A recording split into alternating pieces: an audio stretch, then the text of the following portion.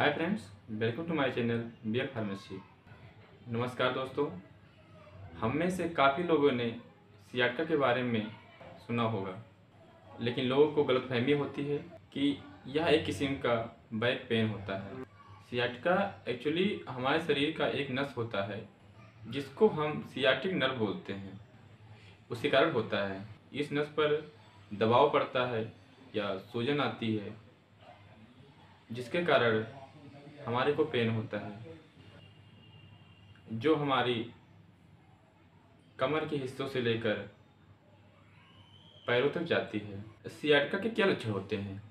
आमतौर पर most patient को रेडिएंट पेन होती है, जो हमारी लोअर बैक से स्टार्ट होती है और हमारे पैरों तक जाती है। इसके अलावा हमारे पैरों में कंपन होती है, झंझनाहट होती है या हमारे चाल में लचक आ जाती है। कुछ पेशेंट जिनको सीवियर फॉर्म ऑफ सियाटिका होता है, उसमें उनको मस्कुलर वीकनेस आ जाती है, सेंसरी डिफिसिट आ जाती है और पेशाब और लेटरिन के रास्ते प्रॉब्लम आती है। सियाटिका के काज क्या होते हैं?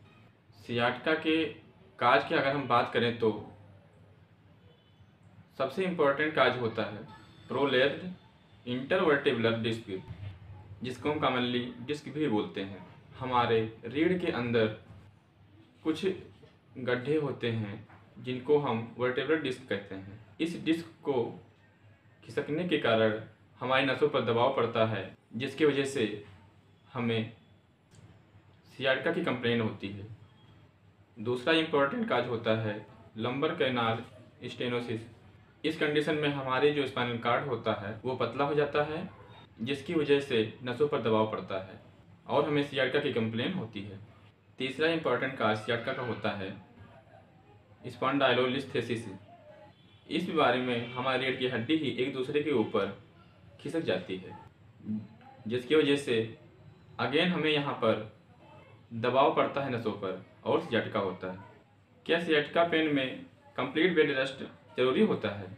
ये बहुत बड़ी गलतफहमी है कि जब हमें सियाटिक पेन हो तो हमें कंप्लीट बेड रेस्ट की ज़रूरत पड़ती है। ये एक्यूट पेन में यानी कि एक आध दिन आरामदायक होता है, और पर लंबे समय के लॉन्ग रन में ये बहुत हानिकारक होता है। अगर हम लंबे समय तक कंटिन्यूस बेड रेस्ट लेंगे एक आध हफ्ते तक, तो हमारे मसल्स की डिकंडीशनिंग हो जाती है, वो कमज़ोर हो जाते हैं, जिसकी वजह से हमारे रीढ़ की स्पाइन पर एक्चुअली ज़्यादा दबाव पड़ता है और नस पर भी ज़्यादा दबाव पड़ता है। दूसरी, हमारी रीढ़ की हड्डी की जो जॉइंट होते हैं वो स्टिफ हो जाते हैं। जब भी आपको सियाटिका हो या सियाटिक पेन हो, आप बेड रेस्ट ना लें, आप अपने एक्टिविटी को मॉडिफाइड करें।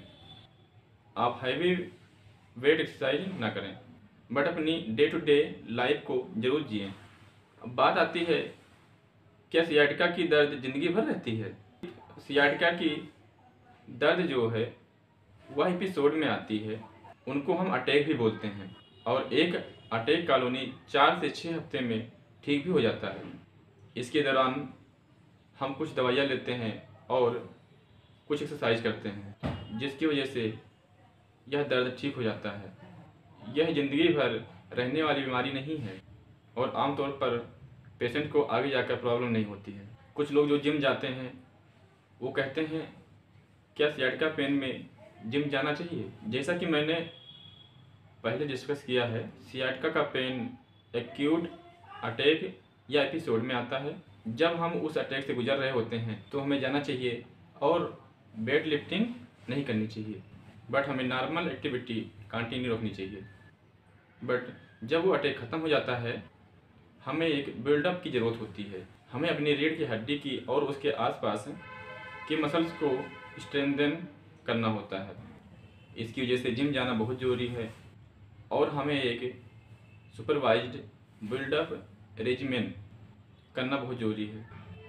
अब बात आती है, जो लोग जॉब करते हैं वो बोलते हैं, क्या हमें सियाटिका पेन के दौरान ऑफिस जाना है? ये बहुत इंपॉर्टेंट क्वेश्चन है, और हम 2 टाइप्स के जॉब के बारे में बात करते हैं।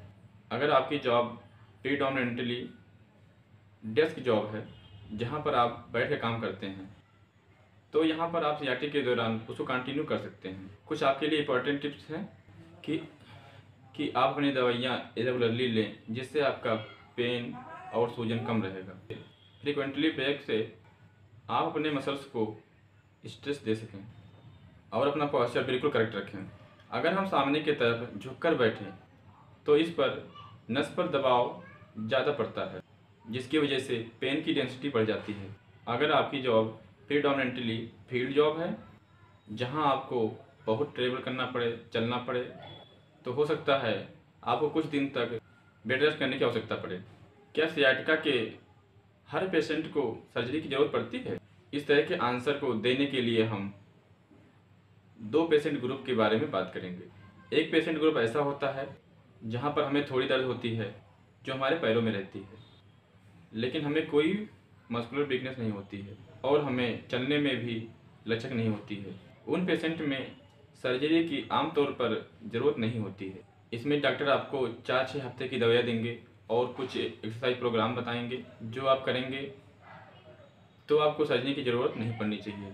परंतु एक दूसरे पेशेंट ग्रुप की ऐसा होता है जहाँ पर सीवियर रेडिएशन होता है, जिसमें हमें सेंसरी वीकनेस होती है या हमारे चाल में बहुत लचक आ जाती है।